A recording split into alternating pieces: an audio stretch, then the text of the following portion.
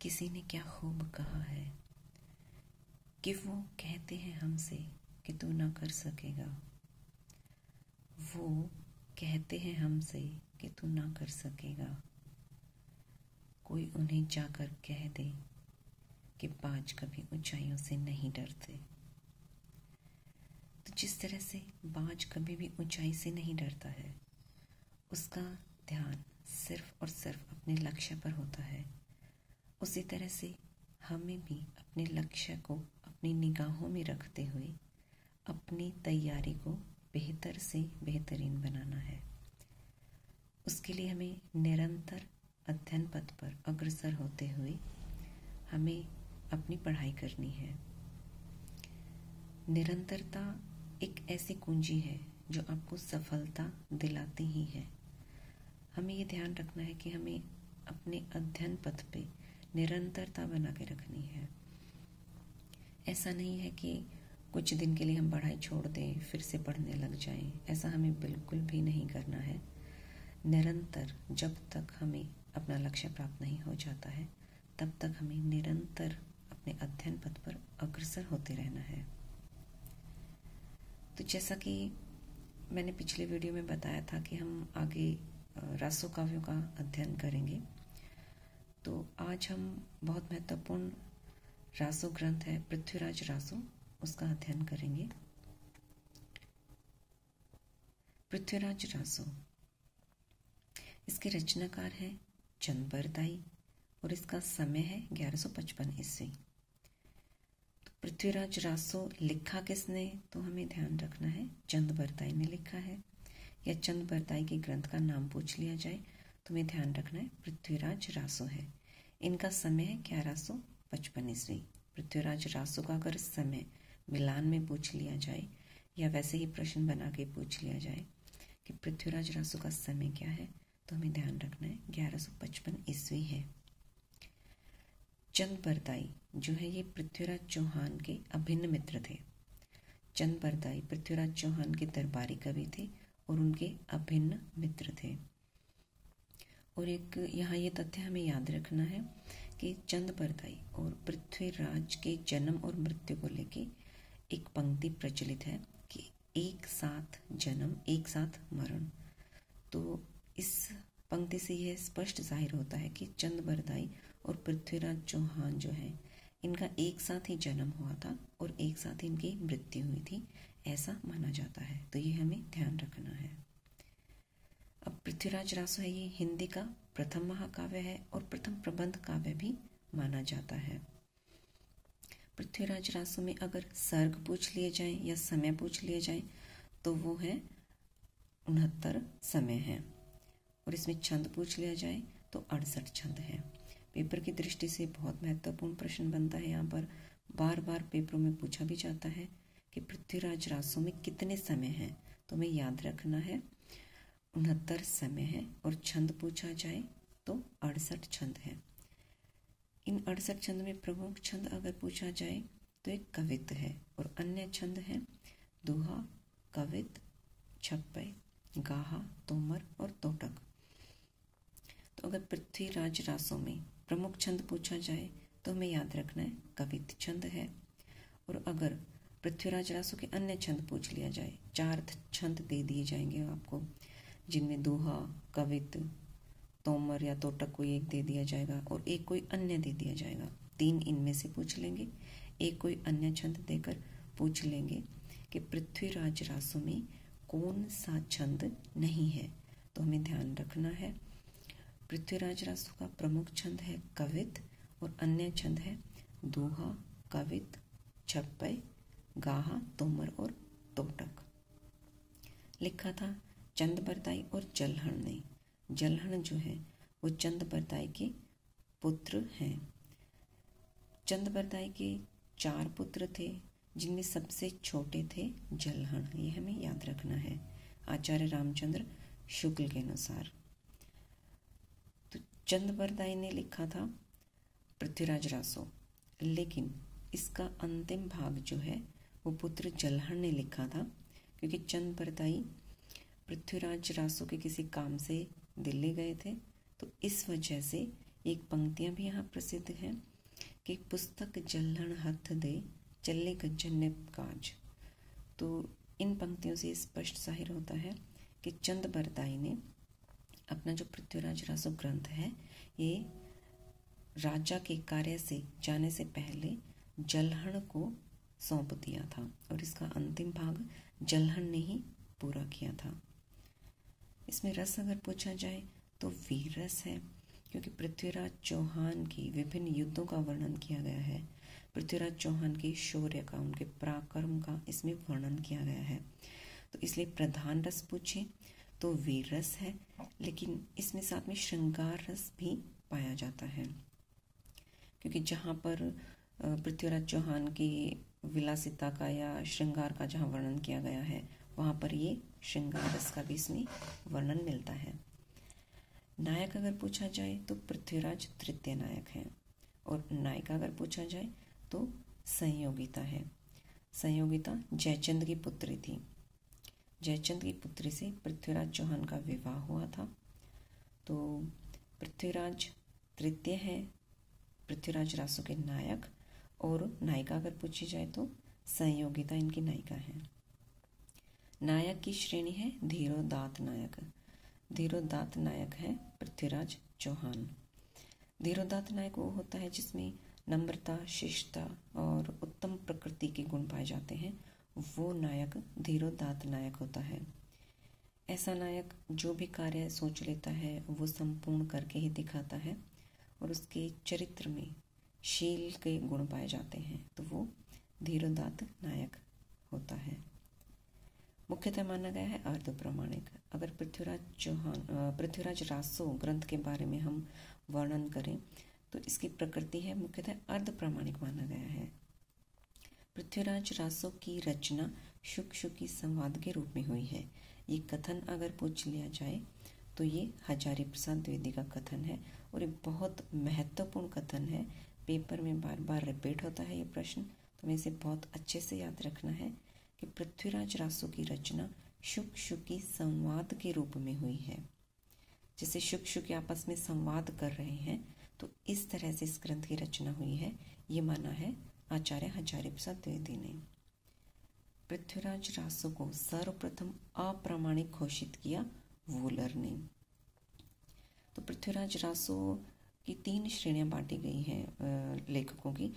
कुछ ने इसे प्रामाणिक माना है, कुछ ने इसे अर्ध प्रामाणिक माना है, कुछ ने इसे अप्रामाणिक माना है। तो उन अलग अलग श्रेणियों के कवियों ने, लेखकों ने इसके पृथ्वीराज रासो की प्रकृति के बारे में अलग अलग वर्णन किया है। लेकिन हमें ये तथ्य ध्यान रखना है कि पृथ्वीराज रासो को सर्वप्रथम अप्रामाणिक किसने घोषित किया, तो वो वूलर ने घोषित किया था।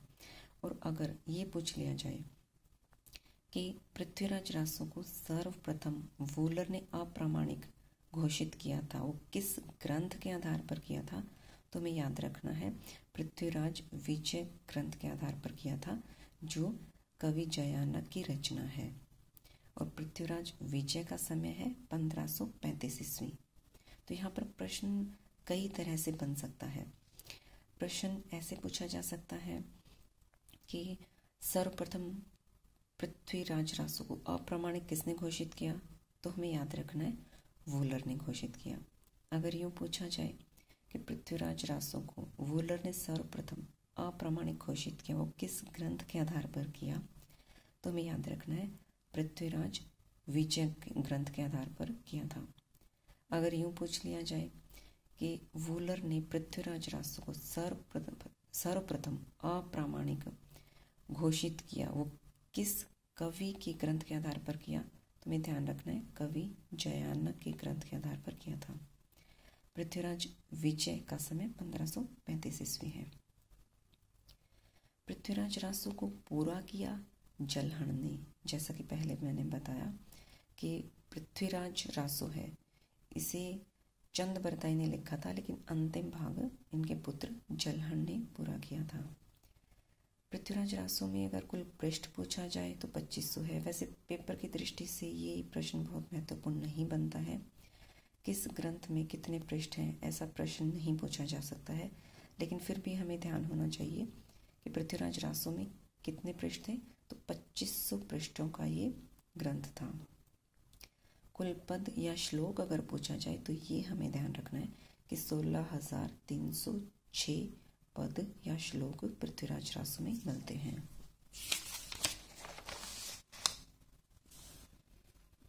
फिर अगर पृथ्वीराज रासो में छंद पूछ लिया जाए तो इसमें कुल छंद है 68 छंद। ये प्रश्न भी पेपर की दृष्टि से बहुत महत्वपूर्ण बनता है और बार बार ये प्रश्न पूछा भी जाता है कि पृथ्वीराज रासो में कुल कितने छंद हैं। तुम्हें ध्यान रखना है 68 छंद पाए जाते हैं। प्रिय छंद है छप्पई छंद। चंद बरदाई का अगर प्रिय छंद पूछ लिया जाए तो वो छप्पई छंद है। छप्पई छंद का विशेषज्ञ है चंद बरदाई, तो हमें ये ध्यान रखना है। छप्पों का राजा चंद बरदाई को किसने कहा, तो हमें ध्यान रखना है शिव सिंह सेंगर ने कहा था। अब चंद बरदाई का प्रिय छंद छप्पई छंद है और चंद बरदाई को क्या कहा जाता है, तो हमें ध्यान रखना है छप्पई छंद का विशेषज्ञ कहा जाता है। और चंद बरदाई को छप्पों का राजा किसने कहा, तो हमें ये ध्यान रखना है कि शिव सिंह सेंगर ने कहा था। अब छंदों का अजायब घर, इस नाम से हमें दो तथ्य बहुत अच्छी तरह से याद रखने हैं जो पेपर की दृष्टि से भी बहुत महत्वपूर्ण बनते हैं। अगर पूछ लिया जाए कि छंदों का अजायब घर आदिकाल में किसे कहा जाता है, तो हमें ध्यान रखना है पृथ्वीराज रासो को कहा जाता है, क्योंकि 68 प्रकार के जिस ग्रंथ में छंद हैं तो जाहिर सी बात है कि वो अजायब घर के जैसा ही लगेगा कि भिन्न भिन्न प्रकार की चीज़ें होती हैं अजायब घर में भी। इसी तरह से 68 प्रकार के छंदों का मिश्रण पृथ्वीराज रासो में हमें मिलता है। तो अगर छंदों का अजायब घर पूछ लिया जाए आदिकाल में, तो हमें ध्यान रखना है पृथ्वीराज रासो को कहा जाता है। और अगर छंदों का अजायब घर भक्ति काल में पूछ लिया जाए तो हमें ध्यान रखना है रामचंद्रिका को कहा जाता है। और ये कहा किसने था, रामस्वरूप चतुर्वेदी ने कहा था। छंदों का अजायब घर आदिकाल में पूछ ले तो पृथ्वीराज रासो, और छंदों का अजायब घर भक्ति काल में पूछे तो रामचंद्रिका को कहा जाता है। और रामचंद्रिका को छंदों का अजायब घर कहा किसने, तो हमें ध्यान रखना है रामस्वरूप चतुर्वेदी ने कहा है। यहाँ से प्रश्न बनने की पूरी संभावना है, तो हमें ये दोनों तथ्य बहुत अच्छी तरह से याद रखना है। उत्तरार्ध भाग जलहन द्वारा रचित माना, जो पृथ्वीराज रासो है इसका उत्तरार्ध भाग जलहन द्वारा रचित माना। किसने माना, आचार्य रामचंद्र शुक्ल और हर प्रसाद शास्त्री ने माना है।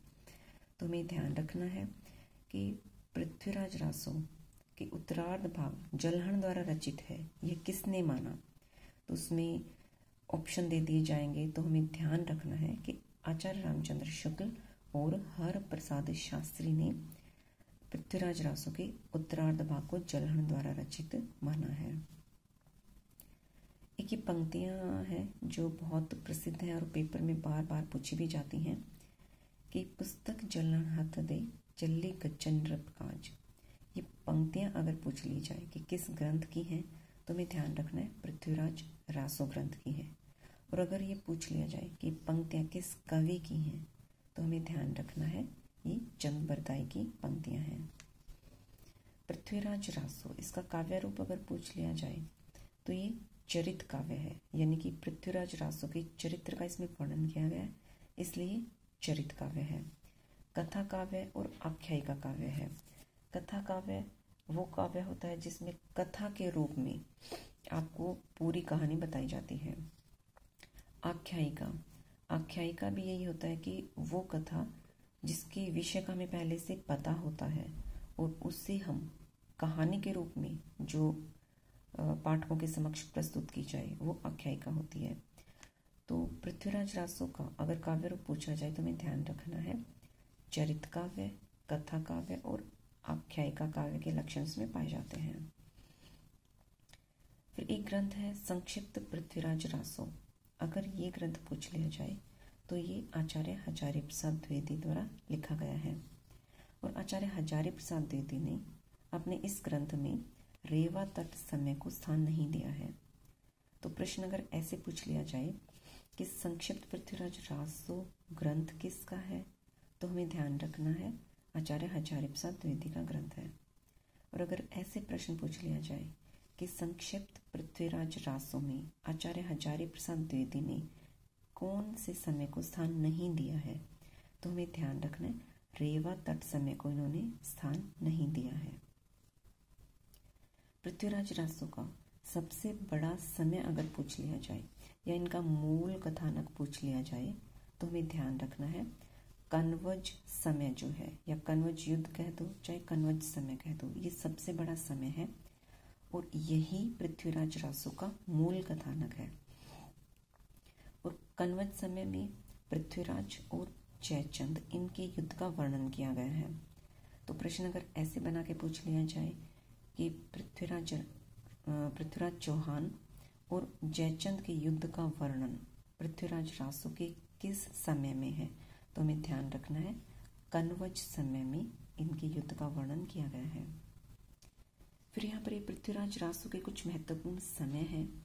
अब वैसे तो 69 समय हैं, सारे तो पेपर की दृष्टि से महत्वपूर्ण भी नहीं बनते हैं और इतने तो याद भी नहीं रह पाएंगे, लेकिन पेपर की दृष्टि से ये कुछ समय हैं जो बहुत महत्वपूर्ण बनते हैं, तो इनको हमें याद रखना है। पृथ्वीराज रासो का अगर 10वां समय पूछ लिया जाए तो हमें याद रखना है आदि पर्व समय है। पृथ्वीराज रासो के 10वें समय का नाम है आदि पर्व समय। पेपर में प्रश्न ऐसे बना के पूछ लिया जाए कि पृथ्वीराज रासो का आदि पर्व समय कौन सा समय है, तो उसमें संख्या दे दी जाएगी, तो हमें ध्यान रखना है 10वां समय है ये।